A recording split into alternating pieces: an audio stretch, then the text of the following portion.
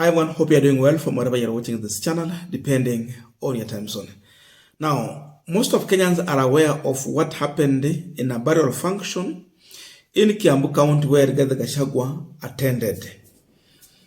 It seems there are goons who were bought and instructed to disrupt the burial event where vehicles were pelted with stones. And I think those who watched our previous video are well aware of the real situation, how it was on the ground. Now, of course, after that, we had some news that we have members of parliament who are abducted, including even some MCAs and former members of parliament, those who are actually allied to Rigathi Gachagwa. So after that incident, Rigathi Gachagwa's allies walked to the DCI headquarters at Kiambu Road.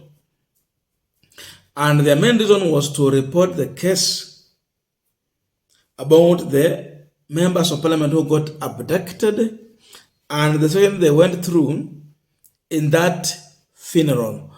But the DCI, but this is what they were subjected to. Or maybe we can maybe we can where do we have this? Or maybe if you want to go in. Yes. What you're trying, or maybe we can ask, do you have Honorable Mwad who was abducted in Limuru? We have not abducted the person. We don't have Mwad. But Senator Karungo, why would you want to start? Why are you starting? No. I just want to yes. The gate. You see, this office operates 24 hours. If the director is not here, the person who is in charge should be able to listen to us. It was me. Then why are you listening to us at the gate? You can't give us a chance to sit with you inside. Members of parliament, so that you can get to understand one. But I wanted to know, what are the issues? We will give you the issues. That's why we want the issues at the gate. Can't we see the office? This is a public office, isn't it? This is a public office. What are you saying? This here is not an office. Yes. That's why we want to have our discussion. but even naturally, You have told us you are the person who is in charge. So you have asked whether we have this. No. We have so many other questions. Mr. Abdallah, so that we can understand one another. Are you afraid of us? Why then are you afraid of taking us to the office? But now, the question I've asked, you are not being able to answer. Everybody who seeks services from the DCI, do you listen to them at the gate? It depends. It depends on what? It depends. And you Like suggest circumstances like now. What are the circumstances? What are the To listen circumstances? to you and answer. at the gate. By the There's no highway. problem. The matatus are housed in here. There's no problem. Why do we have these gates? Just tell me, what do you want? So The issue. But we have told you we want audience with you in the office if you are the one in charge. You're walking away from us, Mr. Abdallah.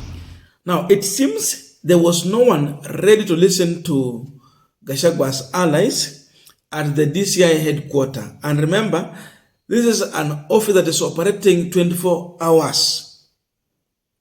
But no one was ready to listen to their case. And therefore, they were just left there without, unattended to.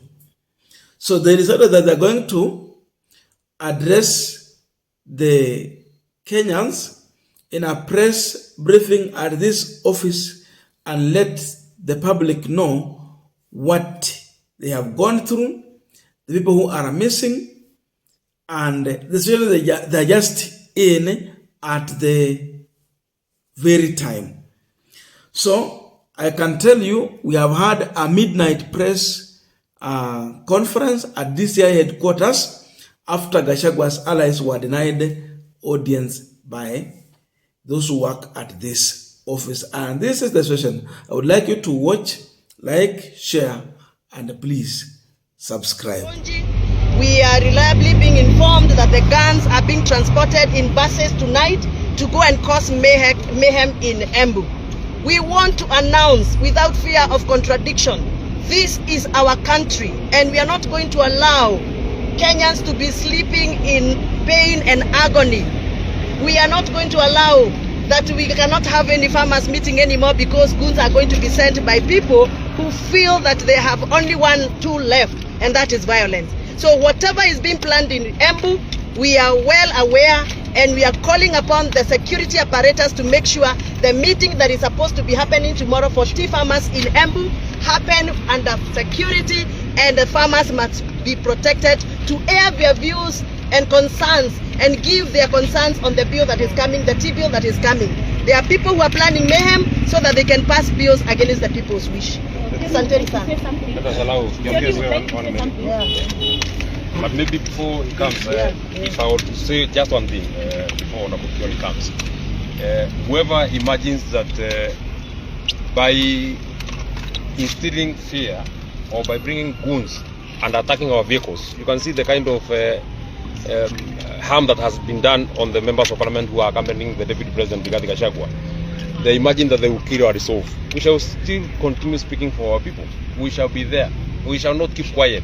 Not even abductions, not even attacks on our own selves or even our own families, or the threats that have been done to us as leaders, or the threats that are being done on the person of His Excellency Gachagwa, who will stop us because our resolve is very deep-rooted. The only thing, if the government of the day feels that they really want to stop us, the only tool that is available for them to stop us is a bullet.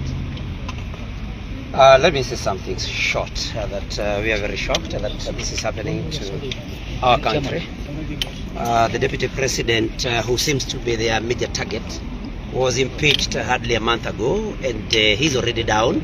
I don't know why they feel so scared by him, but of course we know that their scheme did not work. They thought that once he was down with the impeachment that he was not going to have any influence, and we know that they are scared, they are shivering that the deputy president, second deputy president, continues enjoying massive support with the people of Mount Kenya.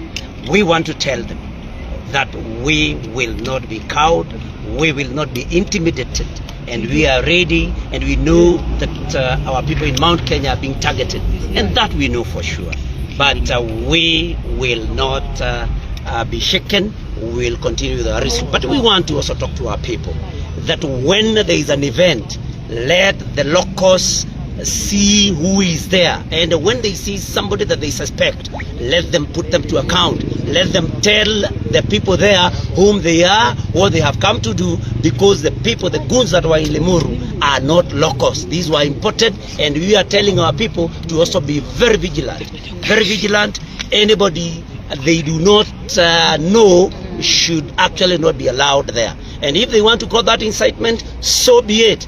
But we will not fear, and it is our right. The powers that this government is using to intimidate our people, we are the same people that they give this government the power through our vote. Thank you very much.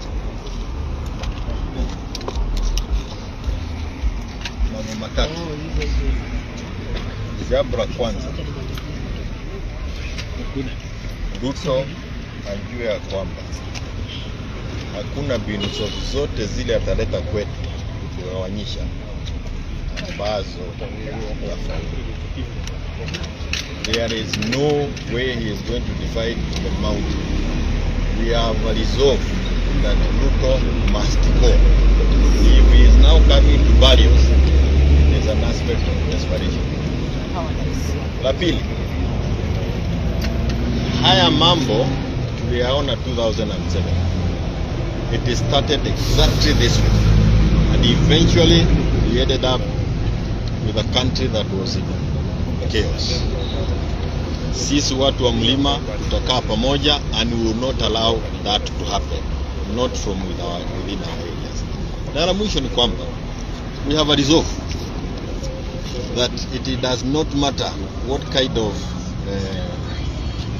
intimidation that he brings upon us, it will not stop us from achieving that which we want. Having Mrs. Mwadhi here in the night because his husband has been abducted, na serikali, is an embarrassment, is a thing that we never thought we'd ever see again, not under our new constitution.